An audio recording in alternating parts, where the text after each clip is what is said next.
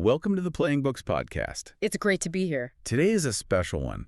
We aren't just skimming the surface of, a trending topic or looking at some fleeting article. No, not at all. We are really sitting down to explore a book that has, you could argue it's shaped the whole landscape of personal development more than any other in the last 50 years. That is absolutely not an exaggeration. Right. We are looking at a text that has fundamentally altered how millions, literally millions of people approach their work, their families, and their inner lives. It's kind of the gold standard. It really is. So let's reveal it. We are talking about none other than The 7 Habits of Highly Effective People by Stephen R. Covey. A masterpiece. And the numbers, they really speak for themselves. It was named the #1 most influential business book of the 20th century. The entire century. The entire century. It's sold over 25 million copies. It's been translated into 38 languages. That kind of reach. It's not an accident. It points to something deeply, deeply universal in the human experience. And what always gets me is that it was published back in 1989. In the tech world, or even just the business world, 1989 might as well be the Stone Age. Oh, absolutely. We were using fax machines. Right. Huge desktop computers with green text. But when you read this book, it doesn't feel dated at all. It feels urgent, now more than ever, maybe. I think that's because Covey wasn't writing about fads. He wasn't writing about, the management style of the month or how to dress for success in the 90s. Yeah. Jim Collins, the author of Good to Great, he wrote the foreword for the 25th anniversary edition, and he made this brilliant comparison. He said that Covey did for personal effectiveness what the graphical user interface did for personal computers. I love that analogy. Let's unpack that for a second because it's so perfect. Before the GUI, before Windows or Mac OS computers were these obscure, complicated machines. Right. Only specialists could really use them. You had to know code. You had to type in these arcane command lines. It just wasn't accessible to the average person. You had to be an expert to even begin. Exactly. And what Covey did was he took these complex, timeless ideas about human character ideas that philosophers like Aristotle and, thinkers for centuries had discussed, and he made them accessible. He created a user interface for living a good life. That's it. He gave us a framework, a language, and a system to navigate the overwhelming complexity of just being a human being. And he was always so humble about it. Covey always insisted he didn't invent any of this. He wasn't some guru on a mountaintop creating a new religion. No, he saw himself as a synthesizer. He said he was just laying out natural laws, universal principles like responsibility, integrity, renewal. He argued they're as real as gravity. Meaning you can ignore them, but you can't avoid the consequences. You can't. If you decide to jump off a building, gravity works whether you believe in it or not. Covey's point is that principles like trust and honesty work the exact same way in our relationships and in our lives. So the core promise here, it isn't a quick fix. It's not, read this and get rich next Tuesday. No, not at all. Or how to trick your boss into giving you a raise. Far from it. This book, The 7 Habits of Highly Effective People by Stephen R. Covey, is a character-based approach. It's a deep, fundamental shift. It's about moving from a state of dependence, where you need others to take care of you, you blame others, to independence, which is self-mastery. And then even beyond that. And then eventually to interdependence, which is where you can work effectively with others to create something greater than you could on your own. And today, in this episode of the Playing Books podcast, we were really focusing on that first critical leg of the journey, the private victory. The foundation. We are going to thoroughly discuss the first 3 habits. These are the habits that move a person from dependence to independence. And it has to be in that order. You cannot succeed with other people, that's the public victory, until you've succeeded with yourself. It's impossible. You can't lead other people if you can't even lead yourself. So before we can even get to habit 1, we have to talk about the foundation that Covey lays down. He starts with this core concept of inside out. What does he mean by that? It's the core paradigm of the entire book. Most people, and I think most of the self-help world, operates from an outside-in perspective. Okay, outside in. They think, if only my boss weren't such a micromanager, or if only the economy were better, or, if my spouse were just more patient, then I'd be happy. The problem is always out there. Right. It's the if-only syndrome. We're constantly waiting for the world to change so we can finally feel good. We externalize the cause of all our misery. I'm unhappy because the traffic is bad. Exactly. And Covey just flips that on his head. The inside-out approach means you cannot change the circumstances outside of you until you change yourself inside. And he doesn't just mean, learning a new negotiation trick or a new smiling technique. No, it's deeper. It's way deeper. He means changing your fundamental paradigms, your character, and your motives. Which brings up his distinction between the personality ethic and the character ethic. I found this fascinating because if you look at social media today, it feels like we're just drowning in the personality ethic. We absolutely are. The personality ethic is all about techniques. It's about public image, attitudes, skills, the quick fixes to smooth over human interactions. It's fundamentally superficial. It's the idea that if I just mirror your body language or use the right power words, I can get you to like me or buy from me. Exactly. It can be, at its core, manipulative. The character ethic, on the other hand, is what Covey argues was the dominant view in success literature for the first 150 years of American history. Think Benjamin Franklin. Okay, so what does that entail? It's about things like integrity, humility, fidelity, temperance, courage, justice. It's about who you are at your core, not just what you do on the surface. It sounds like the difference between treating the symptoms and actually curing the disease. You can smile and use active listening techniques all you want. Right. But if you are actually a duplicitous, untrustworthy person, people will eventually sense that. The mask will slip. It always does.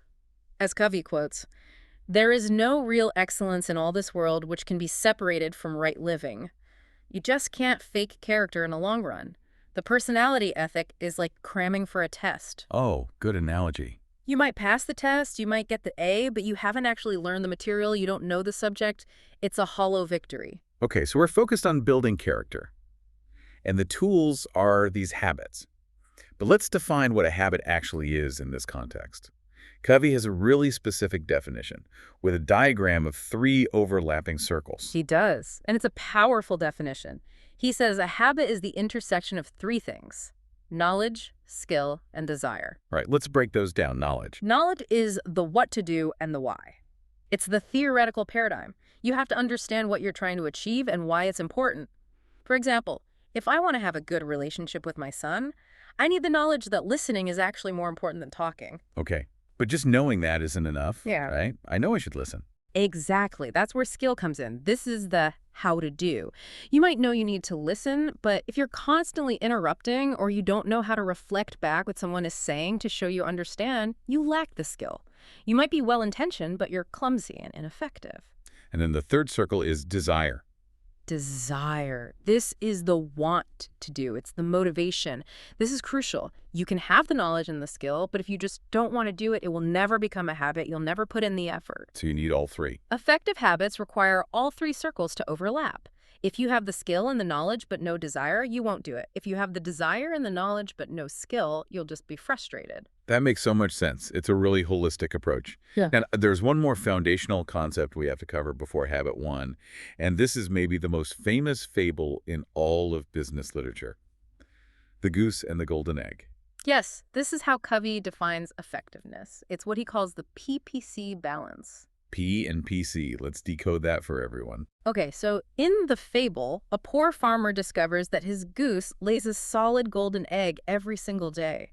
He becomes fabulously wealthy, but he gets impatient and greedy. He wants all the eggs now. Exactly. He figures there must be a huge lump of gold inside the bird, so in his greed, he kills the goose to cut it open and get all the eggs at once. And of course, there are no eggs inside. It's just a dead goose. And now his source of wealth is gone forever. Precisely. The golden egg represents P, which stands for production, the desired result, the quarterly profits, the clean room, the completed project. And the goose is PC, production capability. The asset that produces the result, the goose itself. So effectiveness isn't just about producing a lot of eggs. It's about keeping the goose healthy and alive so it can keep producing eggs. That's the balance. True effectiveness is the balance of P and PC. If you neglect the goose, whether that asset is your physical health, a piece of machinery in a factory, or a key relationship with a client or a teenager, just to get more immediate results, you will eventually ruin the asset. This happens in companies all the time. A manager pushes a team to work 80-hour weeks to hit a quarterly target. They get the target, they get the golden egg. Yep. But the team burns out, key people quit, and morale is destroyed. They killed the goose for 1 egg. Or in a marriage. You can use guilt or manipulation to get your spouse to do what you want in the short term. You get the egg of compliance. But you've damaged the trust and goodwill in the relationship, the PC. Eventually, there's no goodwill left. The goose is dead. I think we've all been guilty of trying to kill the goose occasionally to get one more egg out of a day. It's a constant temptation. We live in a world that rewards golden eggs, not goose tending. But truly effective people learn to prioritize the asset. All right, that is a powerful foundation. Inside out, the character ethic, and the PPC balance.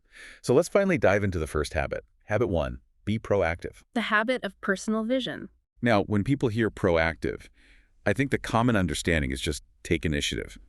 Don't wait to be told what to do, just go clean the garage. But Covey means something so much deeper, doesn't he? Oh, much, much deeper. He actually takes the word responsibility and he breaks it down into its components. Responsibility. The ability to choose your response. That is the absolute key. He talks about the critical gap that exists between stimulus and response. Explain that gap. Well, in the animal world, stimulus leads directly to response. A dog hears a loud noise, it barks. It doesn't pause to think, is barking the most appropriate and value-based response right now? No, it just reacts. It just reacts. But for human beings, between the stimulus, what happens to you, and the response, what you do about it, there is a space. And in that space lies our freedom and our power to choose. So a reactive person is someone who shrinks that space down to almost nothing. They're just driven by feelings, by circumstances, by the weather, by how people treat them. Exactly. If the weather is bad, a reactive person feels miserable. If someone at work is rude to them, they become instantly defensive or angry. They are completely at the mercy of their environment. They're like a thermometer. They just reflect the temperature around them. And they use language that reflects that. He made me so mad. That's the classic one. He made me mad, as if you had no choice in the matter. No, he behaved in a certain way, and in that gap, you chose to respond with anger. And a proactive person, how do they operate? A proactive person is like a thermostat. They set their own temperature. They are driven by values that they have carefully considered, selected, and internalized. This is why Covey says proactive people carry their own weather. That is such a powerful image. Carrying your own weather doesn't mean you're denying that it's raining outside. You're not delusional, but your internal state, your peace of mind, isn't dictated by the rain. Precisely. And you can hear the difference so clearly in the language people use. It's a dead giveaway. Yeah, this is a great practical test for anyone listening.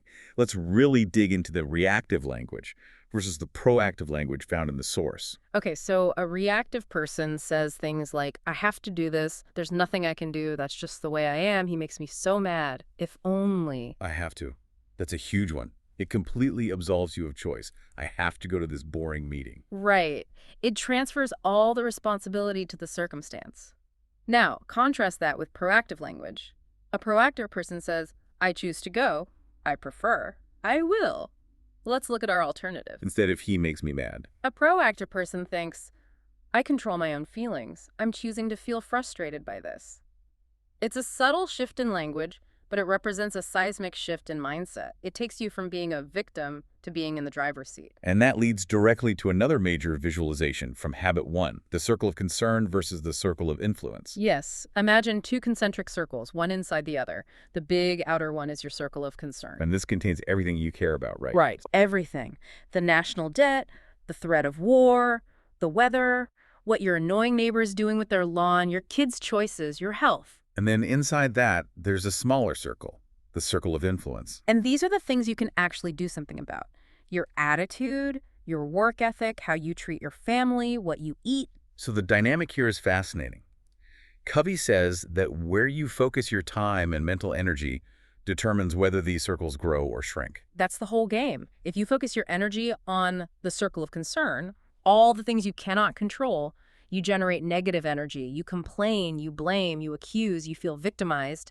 And guess what happens? Your circle of influence shrinks. It actually shrinks. You become less and less effective because you're wasting all your energy on things that won't budge. You become that person who shouts at the TV news every night but doesn't bother to fix their own leaky faucet. But if you focus your energy on the circle of influence... Well, you focus on being a better worker, a more patient parent, on improving your own health. The nature of that energy is positive, it's enlarging, and your circle of influence begins to expand. You start to have more of an impact on the things that used to be just concerns. There's a story in the book that illustrates this perfectly.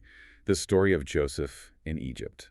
It is a classic, powerful example. So Joseph is sold into slavery by his own brothers. I mean, talk about a bad situation. He's in a foreign land, he's a slave, he has seemingly zero control over his life. He could have spent all his days obsessing over his circle of concern. Absolutely. Hating his brothers, bemoaning his fate, crying about the profound injustice of it all. And he would have been justified, but what would that have accomplished? Nothing. He would have rotted away as a bitter slave. Exactly. But he didn't do that. He focused on his circle of influence. He focused on being the absolute best, most trustworthy administrator he could be for his master, Potiphar. He took responsibility. And his influence grew. It expanded until he was running the entire household. Then he gets thrown in jail unjustly. Another huge blow, another reason to complain. But again, he focuses on what he can do, not what he can't. He ends up running the prison. And eventually, this proactive mindset puts him in a position to save the entire nation of Egypt from famine. He went from a slave in a pit to the second most powerful man in the known world simply by consistently, relentlessly working within his circle of influence. He stopped being a victim of his circumstances and started being the creator of his destiny.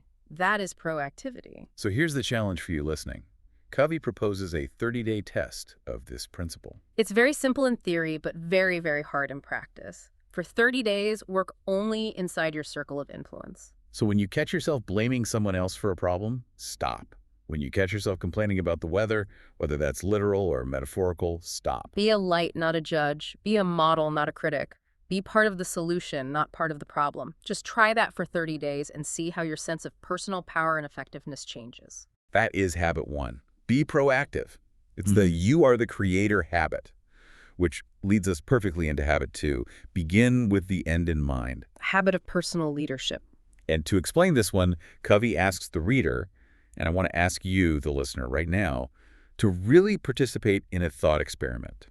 It's a little morbid, but please stick with us. It's incredibly powerful. It is one of the most effective exercises in the entire book. I want you to imagine you are getting in your car and driving to a funeral. You get to the chapel, you see the flowers, you hear the organ music, you walk down the aisle and you look into the open casket, and you see yourself. This is your funeral. Let's say it's 3 years from today. You sit down, and the service begins. There are 4 speakers scheduled, one from your family, one of your friends, one from your work or profession, and one from your community or service organization you were involved with. Now here is the core question. What would you want each of these speakers to say about you? Not what they will say based on how you're living right now, but what in your heart of hearts would you want them to say? What kind of husband, wife, father, or mother were you? What kind of friend, what kind of colleague, what character did you possess? What contributions did you make? This exercise is so profound because it forces you to define your personal definition of success.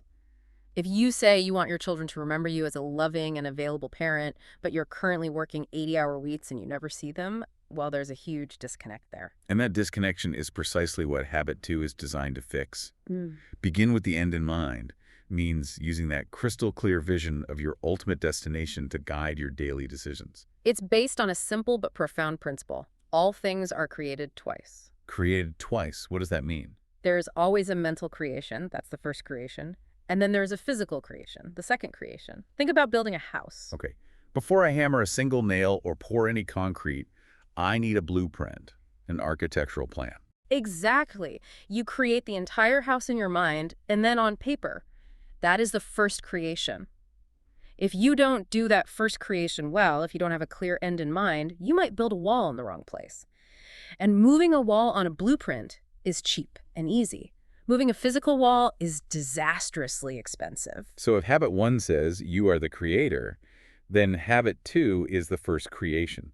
It's the act of drawing the blueprint for your life. That's it. And this is where Covey makes a really crucial distinction between leadership and management. We tend to use those words interchangeably, but he sees them as very different things. Very different. Management is about doing things right. It's about efficiency. It's about climbing the ladder of success as quickly as possible. And leadership. Leadership is about doing the right things. Leadership is the wisdom to determine if the ladder is leaning against the right wall in the first place. Wow. That is a truly scary thought. To imagine working your tail off for 20 years, being incredibly efficient, climbing rung after rung after rung, only to get to the top and realize you're on the completely wrong building. And that is what he calls the activity trap. We get so busy, so efficient at doing, that we never stop to ask where we're going. We are managing our lives with incredible efficiency, but we aren't leading them. We're efficient, but we're not effective. So how do we practice this habit? Uh, How do we create that blueprint for our lives? Covey's primary tool for this is to write a personal mission statement. Like a personal creed or a constitution? Exactly, a personal constitution. And it shouldn't just be a to-do list or a list of goals. It should focus on what you want to be, your character, and what you want to do, your contributions and achievements. And most importantly, the values and principles upon which your being and doing are based.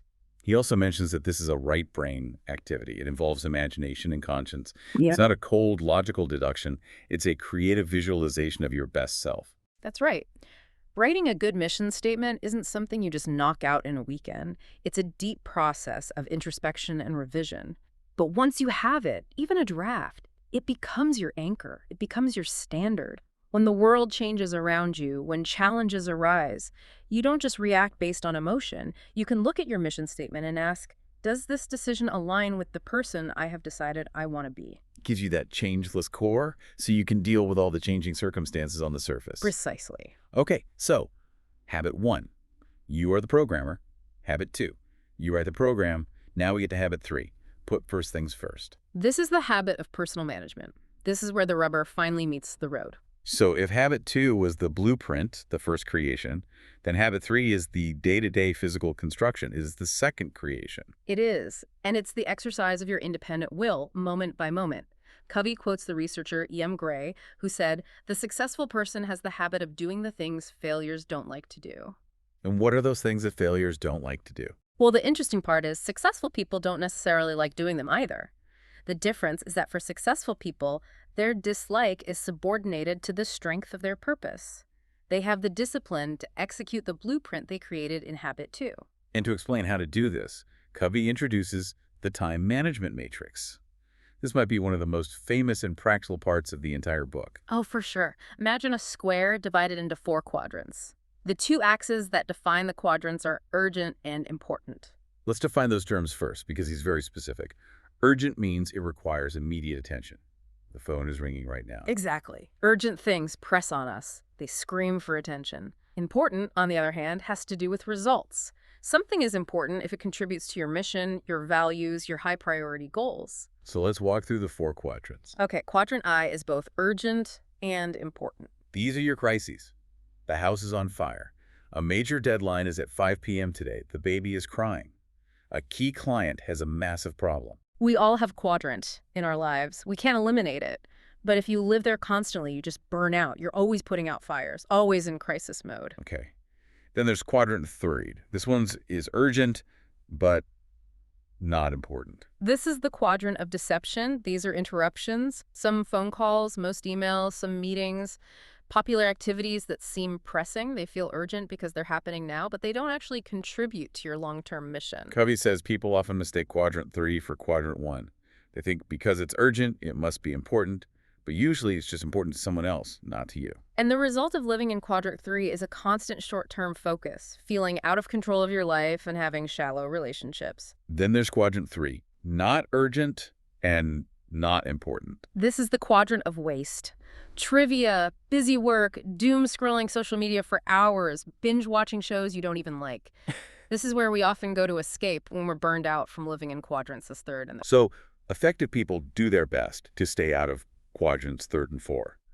But the real magic, the heart of personal management, happens in quadrant 2. Quadrant 2, not urgent, but important. This is the holy grail of time management. It really is. This is relationship building. Yeah. This is writing your personal mission statement. This is proactive work, planning, preparation. This is exercise. This is continuing education. This is sharpening the saw, which we'll get to later. And the problem is, because these things aren't urgent, they don't press on us. We have to be proactive to do them. Nobody's screaming at you to go exercise or to plan your week.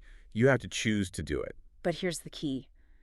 Truly effective people shrink quadrant I, the crises, by spending more time in quadrant 2.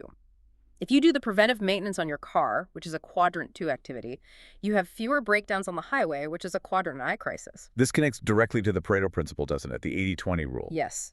The idea that 80% of your results come from 20% of your activities, and those high leverage 20% activities are almost always found in quadrant 2. But finding time for quadrant 2 is so hard. Our lives are already full. Where does the time come from? The only place to get time for quadrant 2 is by stealing it from quadrants the 3rd and 4. You can't ignore the real crises in quadrant 1. But you have to learn to say no to the urgent but unimportant things, the interruptions, the popular activities that don't align with your goals. And that loops right back to habit 2. You need to have a burning yes inside you, your mission, your purpose, to be able to say no to all those other distractions with a smile. That's it. If you don't know what's truly important to you, everything will seem important, or nothing will. Covey also has a critique of the traditional daily to-do list. He says planning your day by day, is too zoomed in. It's too reactive. If you only plan daily, you just end up prioritizing crises and urgent but unimportant tasks. He is a huge advocate for weekly organizing. This is the concept of the big rocks. Right. You look at your week as a whole container. First, you identify your key roles in life: parent, manager, individual, spouse, etc. Then you ask, what is the 1 or 2 most important things I can do in this role this week to move my mission forward? Those are your quadrant 2 goals. The big rocks. And you schedule those first. You put them in your calendar for the week before you put anything else in. Then you let the sand and pebbles, all the daily urgent stuff, fill in the gaps around them. Because if you fill the jar with sand first, the big rocks will never fit. So habit 3 is really about organizing your life around your priorities, not just prioritizing your schedule. The key is not to prioritize what's on your schedule, but to schedule your priorities. That is the line. That is the essence of effective personal management. So let's synthesize this whole first section. We have habit 1, be proactive, you are the creator. Habit 2, begin with the end in mind, the first, mental creation. And habit 3, put first things first, the second, physical creation. And together, these 3 habits form what Covey calls the private victory. Why is he called the private victory? Because it all happens inside you. It's about self-mastery, self-discipline, and character development. It's about moving from being a dependent person, blaming others and circumstances, to being an independent person who takes ownership of their life. And Covey is absolutely clear. You cannot skip this step. You can't be truly effective with other people if you're a mess internally. You can't. Think about it. You cannot make and keep promises to other people if you cannot even make and keep promises to yourself. That's why the private victory must precede the public victory. We mentioned that Bill Gates example from the foreword earlier, and it really illustrates this combination of habits perfectly. It really does. People look back and think Bill Gates was just lucky to be in the right place at the right time when the personal computer revolution started. But thousands of people were in that same place. Gates was proactive, that's habit 1. He dropped out of Harvard. He moved to Albuquerque. He wrote code day and night when others were just talking. He had a vision.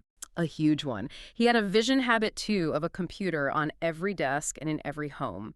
And he put first things first habit 3 focusing with insane intensity on writing that software to meet the moment.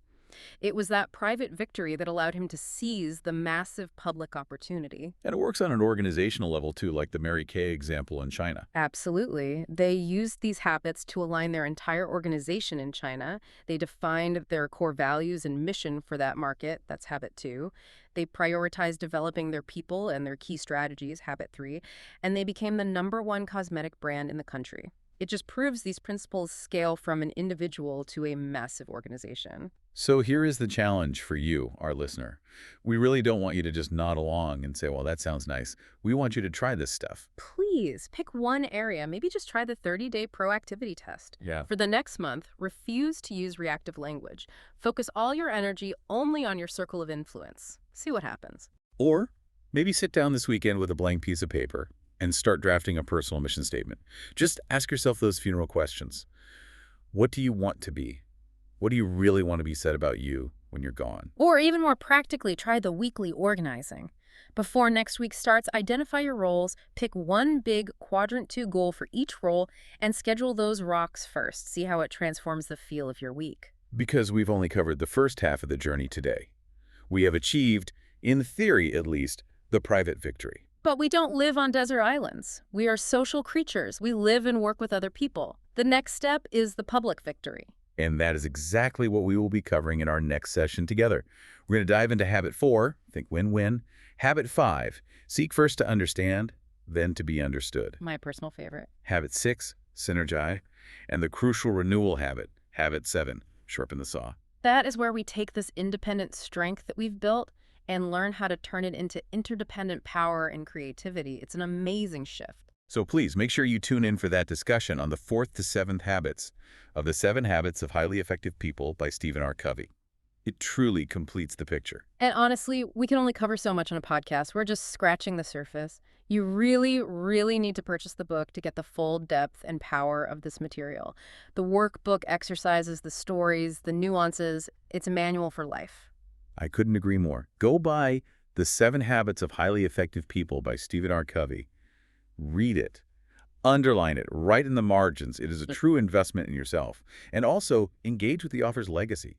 The Franklin Covey organization is still very active on social media, continuing to share these principles. Go follow them and share your own private victories. We would love to hear how these habits are working for you in your life. Don't just listen to this episode. Live the program. Challenge yourself and let these ideas truly enhance your life. As the old saying goes, knowing and not doing is the same as not knowing. Thank you so much for listening. Please follow, subscribe, and share the Plain Books podcast. We will see you next time for the public victory. And I'll leave you with this final thought from the source material. Sow a thought, reap an action. Sow an action, reap a habit. Sow a habit, reap a character. Sow a character, reap a destiny. See you next time.